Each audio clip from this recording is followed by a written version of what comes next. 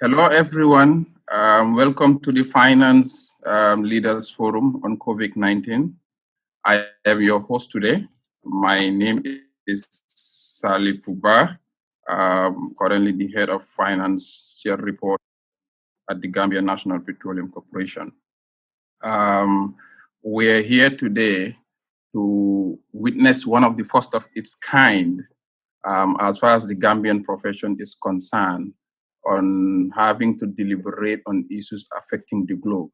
As we all know, COVID-19 is basically affecting all aspects of life, and the agro business and finance deem it necessary to come and share with people around the globe on what we believe is having impact in our profession.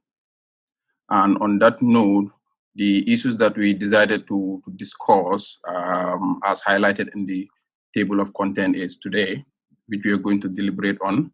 We will have the introduction by myself, the host, and after that, for 10 minutes, we'll have my able former boss or current boss, Mr. Suwa, a young Gambian, and my mentor as well, who will discuss on the potential business impact on Gambian businesses due to COVID-19. And again, after that, we will have Mr. Ibrahim Sawane, an other young Gambian who basically is a mentor for so many young ones, to discuss on accounting consideration of the unprecedented pandemic, COVID-19. Then after that, we will have a Q&A for about 25 minutes, where our participants will throw questions. Then I will make the questions available to the presenters, occasionally at random, or if the questions are directed to any of the presenters. Then on that note, I will just want to give you a brief about iGrow Business and Finance, what they're doing and what is their main purpose. iGrow Business and Finance supports the finance professions and business managers through training and advisory. This is their two main core activities that they perform, which is training and development, and they actually do business advisory as well. And it will interest you to know that they have already developed an Excel book, which is published and available for free online and on their platforms, which can be used by both finance professionals and non-finance professionals, at least to upskill themselves on Microsoft Excel. And if you want to know more about iGrow Business and Finance, you can visit them on their website, which is www.igbusinessandfinance.com, as highlighted on the screen. And on that, sometime last year, iGrow Business and Finance had a training. Sorry, Salif, we are not seeing your screen. Could you please share that one? Your PowerPoint. Can you use the share screen function? Sorry.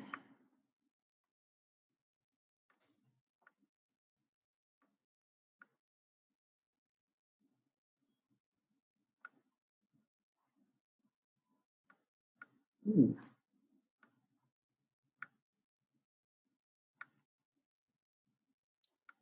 Okay. My apologies. Are we there? Yes. Okay, my apologies for that technical issue. Like I was saying, sometime last year in August, IG Business and Finance had actually a program, an Excel program, which was well attended by institutions across the country, ranging from different sectors. You have the banks, which was led by the central bank, and then you have parastatals, SOEs. GNPC was a participant, and you have the central government as well, the Ministry of Finance, which sent participants.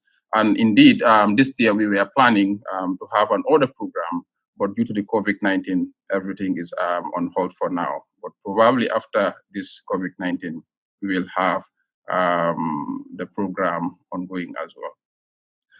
Just to give you a few housekeeping rules, to remind you as well, as per the content, we have question and answers.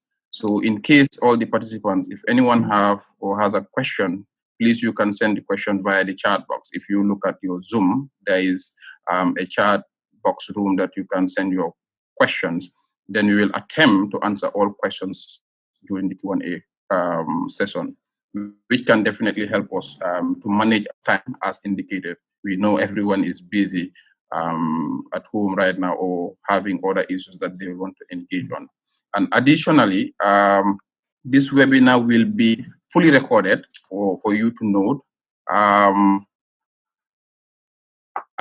can be accessed through our website and our social media platforms. But again, after this program, we will definitely endeavor to send the recorded version to your email addresses as per the email that you use on your registration. Like I was saying, now we have actually run out of time a little bit due to some logistics issues. I will want to introduce probably our first speaker of the program. Like I indicated earlier, it's important again to know that we have participants from all over the world. I can see people from the US, people in Africa, Nigeria. We have people from Lome as well. And of course, we have people from the Gambia. So it will interest you to know that a lot of people are currently logging on to participate on this program. So on that note, I will introduce my first speaker. Like I said earlier on, my former boss, but still my current boss, by the name Mr. Musa Suwa. A lot of you might have actually known him locally before, but today I can proudly say that he is one of the young Gambians making his name in the diaspora as a finance professional. And all his career started from the Gambia here, previously as a CFO of EcoBank Gambia. And now I can proudly say that he is working with ETI in Togo as a group CFO for corporate and investment banking in Lome. On that note, without wasting much time, I will want all the participants to join me and welcome Mr. Musa Suwa to do his presentation. Thank you. Good morning for those of us on the GMT, and good afternoon to others in Lagos and across the world. Thank you so much, Salifu, for the introduction. We would, I think we have started a bit late, so we will be mindful of the time. But like Salifu indicated, the intention today is to bring together young business leaders in Gambia to discuss the what is called a human tragedy, but of course something that is also having an impact on the global economy significantly in negative wise. And it is not going to spare Gambia. It is not sparing Gambia, as we speak. So the COVID, which is a pandemic, has granted the world. We all know the details. We will not really take your time on that. But today we would want to discuss specifically the potential impact on the economy of the Gambia. Lockdown measures that has been pronounced, as we know, in the Gambia and its implications, and some general outlooks, and as well the impact on the business and industries and possible next steps that we will have. So today we, in terms of in the Gambia, we are IMF is projecting a GDP of growth of 2.5%, which is more than 50% decline from last year, and actually what we wanted to do last. Sorry, I think my screen is.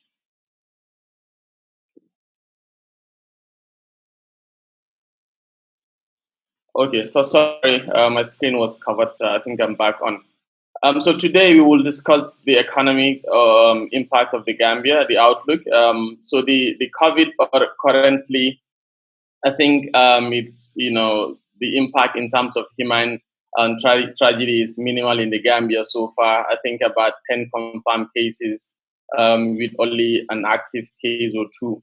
But however, this doesn't mean that it will spare the economy. So IMF in projects the Gambia would decline in terms of GDP growth to 2.5% from 6% in 2019. This is more than half. So the sectors that really would be impacted, as we all know, tourism, which is about 20% of our GDP. We all know about the aviation industry, which will be impacted and all sorts.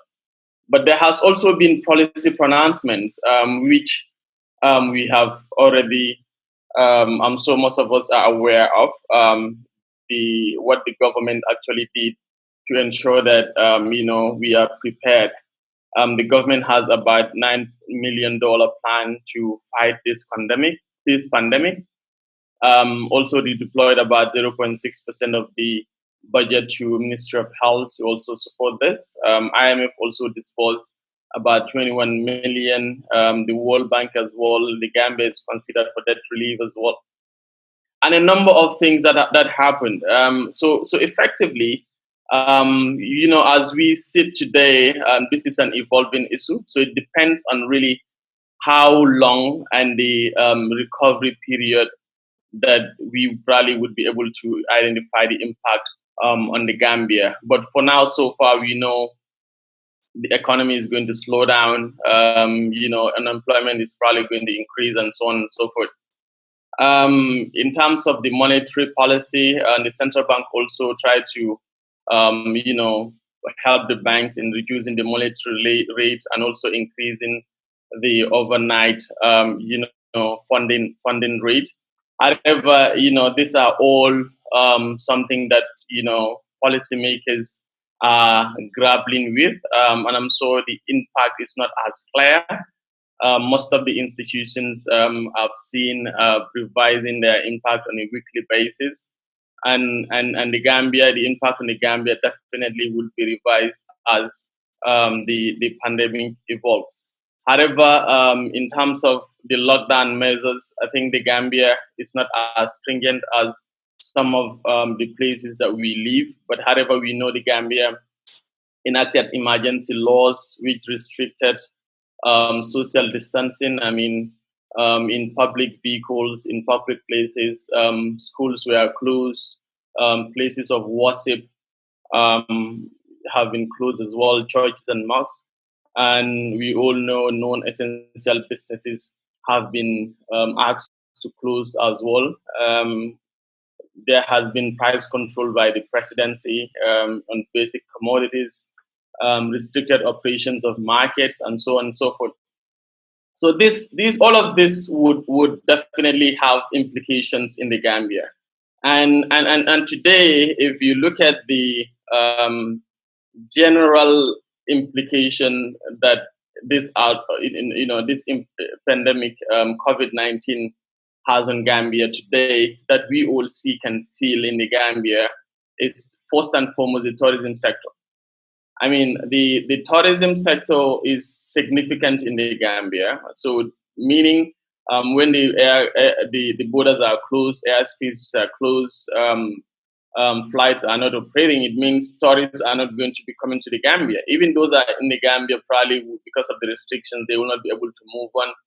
And this is where people, especially tourists anywhere, would really hold on to their pocket and save as much as possible. So tourism will be impacted. And today, how would it be impacted? It means people in the hospitality sector, from tourism to entertainment to those in the restaurants, would be out of work. If they are not out of work, they would probably be on half salaries or something like that. If they are still working, it means the hotels and other related institutions in this sector probably would be running high cost without having some revenue to cover it. So huge impact in the economy. Aviation sector is also something which is going to be impacted. We all know the airport has been closed. The flights are not coming in and out except essential flights. Having said that, we know the GCCI, the Civil Aviation Authority, is going to be significantly impacted. The Gambia International Airlines, GIA, is going to be impacted. and the airlines that are operating in the Gambia would be impacted. The travel agencies in the Gambia would be impacted. So it is significant, because if people are not traveling, travel agencies will not be open, and if they are not open, they probably will struggle in paying salaries and so on and so forth. Because Gambia is also highly dependent on remittances. We've got a number of households in the Gambia depending on remittances from outside.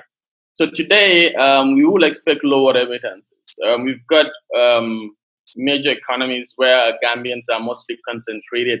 Forecasting 30% unemployment, especially in the UK. We've got 26 million people in the US who are out of work. As of 2 days ago, this number is going to go up, which was about 15% of the US workforce.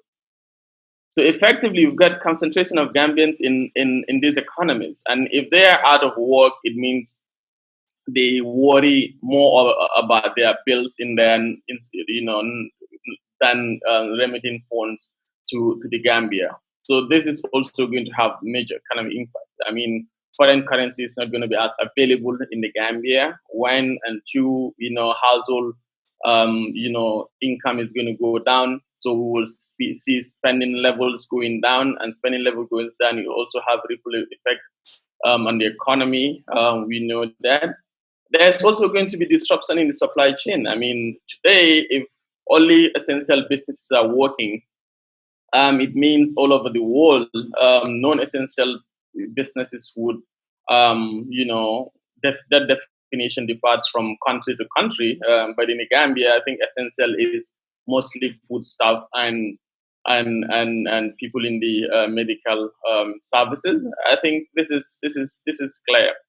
All others are short or in minimal operations. It means there's going to be severe disruptions. There's going to be people out of work, individuals out of work, and this is going to have really a continued impact in the economy. There's going to be lower public revenue if shops are not opening, businesses are closed. It means there's going to be lower taxes. The ports are not as active. There's going to be lower custom duties. So effectively, the budget and is going to be low. The budgeted revenue is going to be low. And if you look at the external debt relief, Gambia is highly indebted. I mean, so even if we are going to have some relief, but of course we are still going into some debt, which would still have severe impact. Not probably now. It could be after. So this is why we'll get there.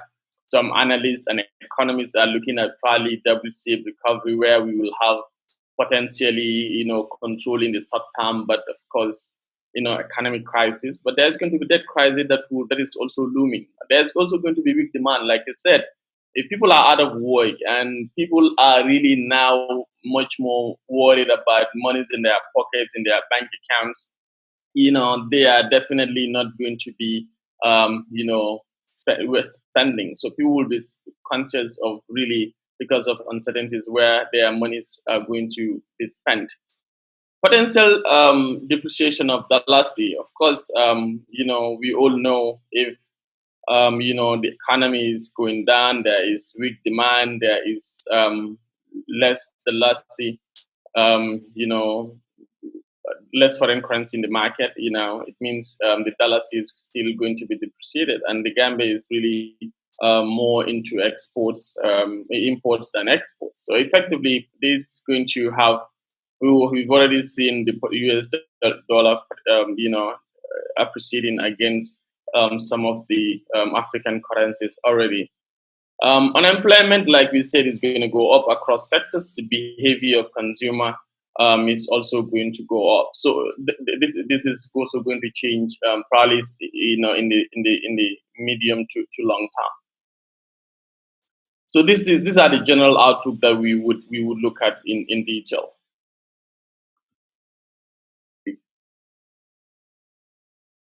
So we are focusing today on the SMEs, the corporates, which are some of the regional multinationals that we are having, and then some of the SOEs. So we are. Sorry, please, can you go back? Yeah. So we will also look at the banks, financial markets regulators. I mean, today, if SMEs are out of business, they are struggling. There's going to be a ripple impact on the banks. Most of the SMEs are probably financed by banks and other financial institutions. If they're not operating, probably it means they may not be able to meet their demands as and when they fall due. Corporates are going to, have a bigger problem, especially when you are not able to connect your markets in different borders, and you also indebted and you are very active in the financial markets. Your stocks are going to be impacted. State-owned enterprises, we will see that they will have a lot more challenges in terms of servicing the population. It means they will not have much money to do what they would want to do, and probably they would be more indebted as well. The government, state government, and central government may want to at some point come into play to fund some of their operations. And these are not the areas. If you look at private sector, they can easily lay off, but usually government would do that as a last resort. You will also see regulators coming in to ensure that, especially for financial regulators like central banks, making sure that there is stringent measures, there is strong capital. We've already seen that some of the central banks in the region effectively started with the central bank in major economies, but places like Ghana, Guinea, and so already have advised banks not to declare dividend and not to repatriate capital. So effectively increase regulation. There's going to be politicians who would try to make sure that there is also a little impact in the economy. So they would have other agendas that really they may want to see, especially if it is an election year. The US is advocating for an open market to open the economy because of the impact probably on all those things. But there is going to be a significant pattern in the demand and spending. There's going to be a huge shift. Today, I'm not sure if my video is working. You would see the impact of COVID on me today, on impact on the lockdown. I have not been able to save or visit my barber for the past month. So today, he is at least losing money. Maybe if I can use myself as an example. So I am more resorting to taking care of myself at home. So this is a pattern. I mean, so effectively they are losing money, and this is going to impact across all other SMEs, especially those sole proprietors, and they are not depending on financial institutions for cash flows. There is going to be lack of sales. There is going to be lack of cash flows. Then there is a problem. Although we have seen the government intervening in most of the markets, in Ghana and in Nigeria, for example, and of course a lot of other places in like Senegal. Most of the African countries, the governments have intervened, either asking banks to restructure, to come up with a moratorium on some of these things, because there's not going to be cash flows to be able to fund those assets that are already running. There's going to be serious access to finance issues. So today, as banks generally would not want to lend, you don't really want to lend at the time of crisis. There's a lot of uncertainties. Already, your assets are not going to be funded as you probably may want it. So it means there's also going to be a very slow economic activity. Businesses that really had to operate, and they have to keep some staff, even if they are closed down. It means there's also going to be a lot of personal expenses. They still have to pay their rents, although in some of the economies, they have asked, landlords to suspend rental payments. There is also going to be suspension in mortgage and some of those. But there are really things that we have seen. We have seen that there is also growing number of businesses already out of market, because this is where if you're not prepared, you cannot adapt. A month or two in a lockdown, you are out of business. Your stock is out. Today we've seen the global oil prices and all other commodity prices going down significantly. The US, you have to be paid to get money out, to get the oil, for people to get the oil out of your storage. So effectively, the people are going, businesses are going out of market, and they have to be operational. If you had stock of fuel or petrol, or any kind of crude, today it is going to be a problem. The prices are going against you. If you are not careful and you don't have any intervention, you're already out of market. So this means banks and other financial services or financial institutions will also record less revenue. There's going to be less interest income. There's also going to be loss of income in terms of the trade incomes. There's not going to be a lot of trade lines. There's not going to be a lot of activities in remittances and all others that we are going to lose in terms of income. We would, if you look at major banks that have already published their Q1 numbers, we will be looking at, we have already seen major banks taking huge impairment. Most of the banks have grown their impairment stock reserve, to ensure that they have adequate buffer to about 50%. So effectively, we may not see banks taking that position in the Gambia as of now, because it's not as major, or probably we don't have that much visibility. But there is for sure, you will see asset quality issues and impairment is going to go up. We also have, pressure on capital. So you are not going to have your revenue. It means your capital is going to be depressed. And through your return earnings, you are going to be having to take positions in impairment. It's going to go up. Your expenses are still going to be there, especially finance institutions and banks are not going to structure and look at their costs right now. So this is also going to be another huge impact on banks. Yeah, please you can proceed. Yeah. There's also going to be lower credit appetite. So we have seen in major international banks and multilaterals who are usually very much active in issuing trade lines are already suspending or freezing trade lines. Banks, in the region as well have acted. The banks already also freezing, lines in certain sectors like aviation, like tourism, like certain trade in commodities, oil and gas, and so on and so forth. So effectively, this is also going to be an issue. So banks are going to be exposed more on regulatory scrutiny, and we are also going to be forced to take some haircuts, reduction in interest rates. Already, I have not heard of that in Gambia, but almost all the regions, governments in the regions have already asked banks to, reduce their interest rates or issue moratorium to 12 months to 3 months to most of the customers in respective sectors.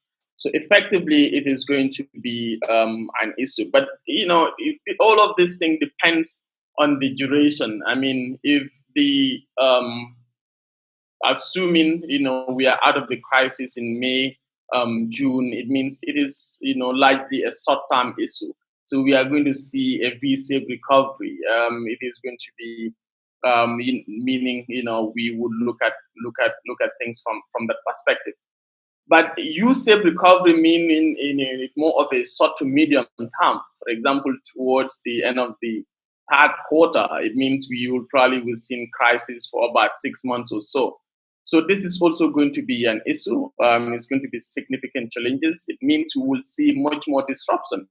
As it means people going out of work, businesses going out of work, and governments will really struggle in maintaining economics, bringing them back to shape. There may also be a longer term impact. Some people are saying business may not be back as usual. There are some sectors that we may lose. We've already seen that major airlines are already out of business globally. Some of them have already filed for bankruptcy, and some of them are more than two. Virgin Australia, one of the globe's biggest, have already done so. Most of the hotel chains have already written to banks for restructuring. I mean, it is going to be a problem when it is long term. The disruption is not very clear, but a lot of analysts are saying, you know what, this may be the biggest impact on economies since the Great Depression, even beyond the financial crisis we had in 2008. There is also, an impact of a WC. I mean, this has different lines.